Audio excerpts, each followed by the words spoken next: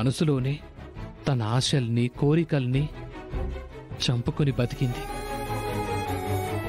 తన మనసులో ఏముందో అహల్య ఎప్పుడూ నోరు తెరిచి చెప్పేది కాదు బాబు.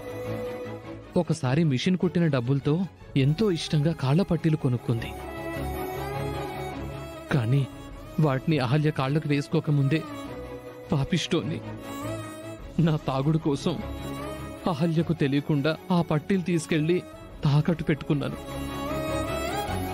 ఇప్పటి వరకు వాటిని విడిపించిందే లేదు.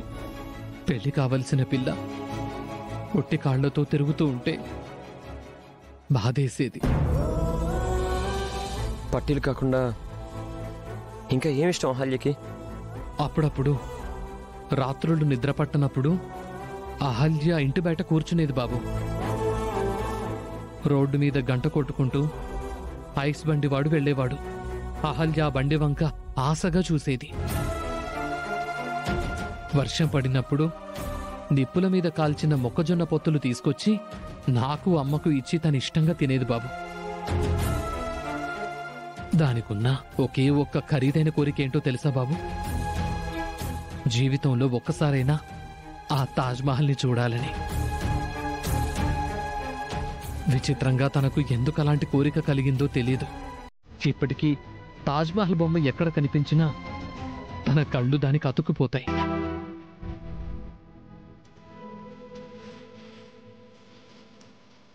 ఓకే రాజుగారు, ఇంకేమన్నా గుర్తుకొస్తే తర్వాత చెప్పండి.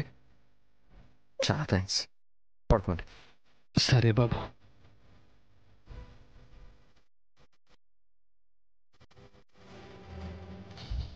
గౌతమ్ బాబు ఏ టైంలో నన్ను నిద్రలేపి అహల్య ఇష్టాలేంటో తెలుసుకుంటున్నాడంటే అహల్య చాలా అదృష్టవంతురాలు.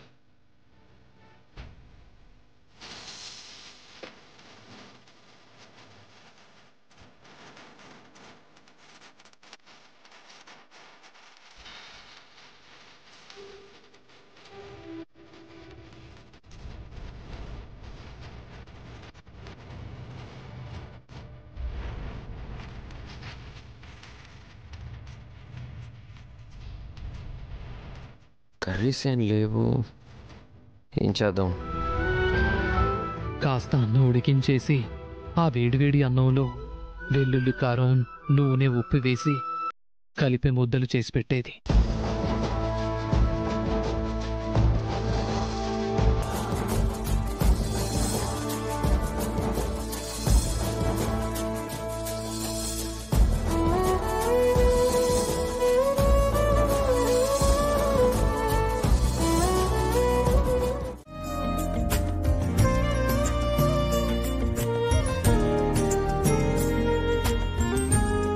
అహల్య గారు, అహల్య గారు. ఏంటండి? లేవండి, భోంచెద్దురు కానీ. నాకిప్పుడే వద్దండి. మీరు ఇందాక కూడా ఏమీ తినలేదు. మీకోసం ఫుడ్ తీసుకొచ్చాను. నాకు తినాలని లేదండి, పడుకుంటాను. ఏమీ తినకుండా పడుకుంటే ఎలాగండి? మీరు తిని టాబ్లెట్ వేసుకోవాలి. నేను మీకోసం మీకు ఇష్టమైన ఫుడ్ తీసుకొచ్చాను.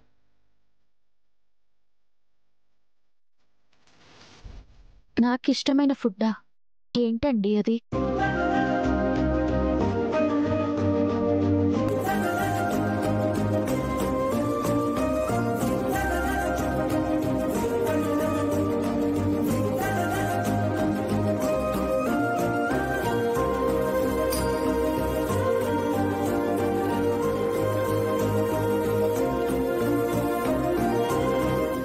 కారమన్నం.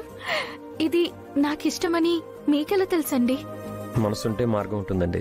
చెప్పండి ప్లీజ్.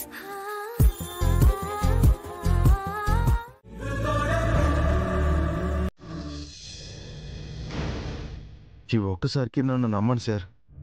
నా తల తాకట్టు పెట్టైనా మీ డబ్బులు మీకు ఇచ్చేస్తాను. తల తాకట్టు పెట్టడం కాదు, డబ్బులు ఇవ్వకపోతే నేను తల తీస్తాను.